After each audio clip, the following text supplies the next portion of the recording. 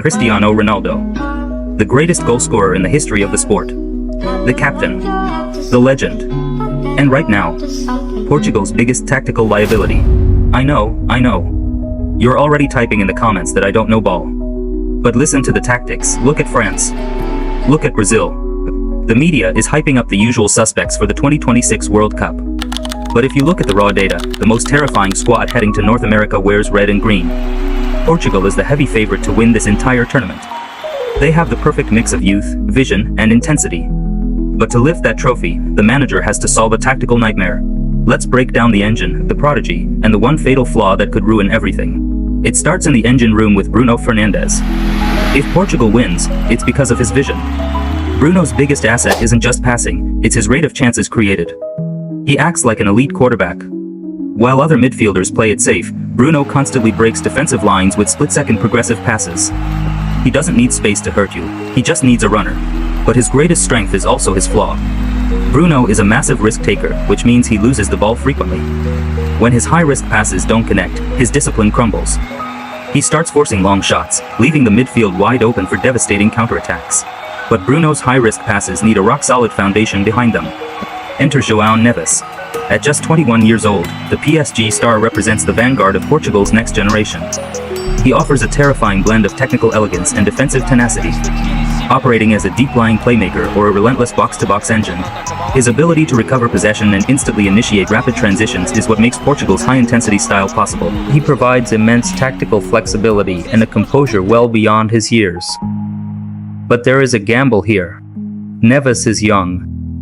Anchoring a high-stakes World Cup midfield at 21 is an enormous burden. While his technical skills are flawless, his smaller physical stature can make him vulnerable against bruising. Physical midfields deep in the knockout stages. If he gets physically bullied by a team like France or Germany, Portugal's midfield gets overrun. Which brings us back to the captain. You heard what I said at the start. Now let me prove it. Inside the penalty box, Ronaldo's positioning and finishing are still lethal. If the ball finds his head, it's a goal. Period. But World Cups in 2026 are won by teams who defend from the front. At 41 years old, Ronaldo simply cannot press the opposition center-backs for 90 minutes. Because he doesn't press, the entire Portuguese team, including high-energy players like Neves, is forced to drop 10 to 15 yards deeper to compensate. He slows down their transition speed. When Neves wins the ball and wants to initiate a lightning-fast counter, Ronaldo requires the team to play at a slower, methodical pace. He disrupts the fluidity of the most talented generation Portugal has ever produced. Portugal has the perfect squad. But Roberto Martinez faces an impossible choice. Do you bench your country's greatest icon for the sake of tactical perfection? Or do you play him, risking your high-speed system for a moment of CR7 magic? If Portugal benches Ronaldo, they win the World Cup. If they start him every game, they go home early. Am I crazy?